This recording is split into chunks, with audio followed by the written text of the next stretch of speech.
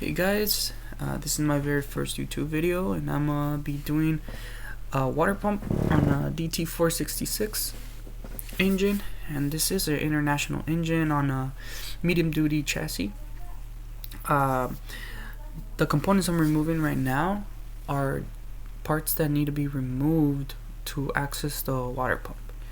Right now I removed the CIC clamps, and I'm breaking them loose with the big hose pick, and this makes it very easy with this hose pick. I love these hose picks whenever removing any type of hose, because it breaks the seal and it just makes life easier. The filming's it's a little, it's not the best quality, but it's because the water pump is a little recessed in the engine, so it's kind of hard to take a good video of it, but hopefully you guys get good information.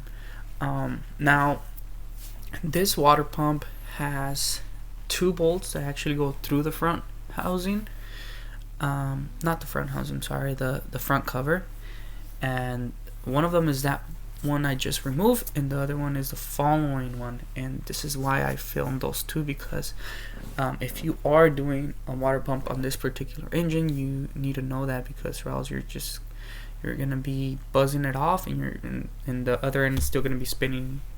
You're gonna be like, what the heck, how come the bolt's not coming out? So I break these bolts loose first with the regular ratchet, and that's just my personal preference. I'm sure you could take them off, break them loose with the air ratchets, fine, but I just like to do that because there's times where I seen that bolts are cross-threaded, and when I go in there to put them back, if I don't remember how that bolt came out, then I just kind of question myself if I'm actually cross-threading it, but it could have been that just it was like that before it got to me. So, and obviously need to get helicoil or clean the threads. Very important on installing seals for the water pump.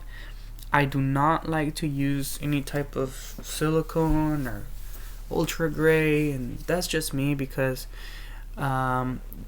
this manufacturer, the manufacturer of this water pump, states not to use any sealant, so I don't use it.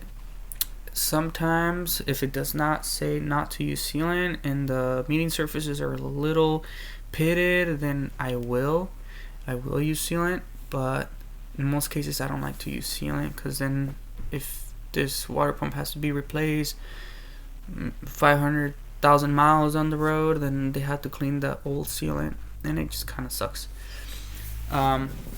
Also, this water pump, the reason why it's being replaced is because the bearing went out. And right here I'm just installing it. This is the new water pump, and most of the times you have to transfer the pulley. Most of the times, there's some times where water pumps do come with the pulley, and when you install it, when you start snugging down the bolts, it's very important to do it in a crisscross pattern, and I like to run it down with the low speed air ratchet first. That way I don't have to ratchet a lot when I'm using my torque wrench, because my torque wrench is not a fine tooth and it's kind of heavy, so it just makes the process a little faster, Also, when you're running down your bolts, it's very important to spin the pulley, because if it's going crooked or something did not install right, if you spin the pulley and you see spinning freely, then everything's going good, because the last thing you want is that water pump being clogged or not installed right, and the engine starts, it's gonna start chewing up the inside of the housing. The torque on these bolts is 23 foot-pounds per manual, and so if you are doing the water pump on this particular engine, then that's the torque setting. Always be sure to torque your anything. You should torque anything in the engine to manufacturer specs. I know sometimes it's really hard to get the torque wrench in some tight spaces, but try to torque them all, and also in the proper sequence. That's very important too.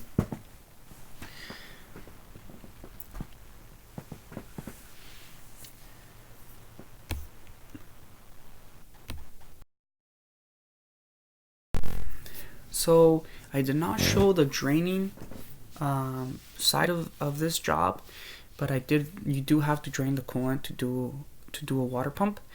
But I feel like refilling procedure is way more important than draining the coolant, because as you know, air could get trapped in the engine when you're refilling it with coolant, so you need to make sure you purge your coolant system properly.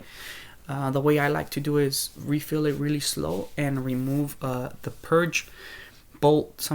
This engine has it on the top radiator pipe, and that's what I'm doing right now. I remove that hole so that way it burps. Fill the coolant to the proper level. You run your engine and turn on the heater to full blast, and you install the parts that were removed to access the water pump. Obviously I installed the CAC pipe prior to this, and the engine is actually running right now, but just to save some time for me, because I do work in a dealership, I'm installing the inner fender while the engine's running. So after you run it, I like to run it up to where the thermostat's open.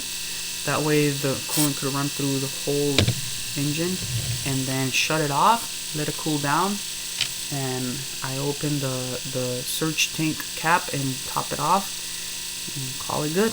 And this is how you remove and install a water pump on a DT466. Hope you guys enjoy.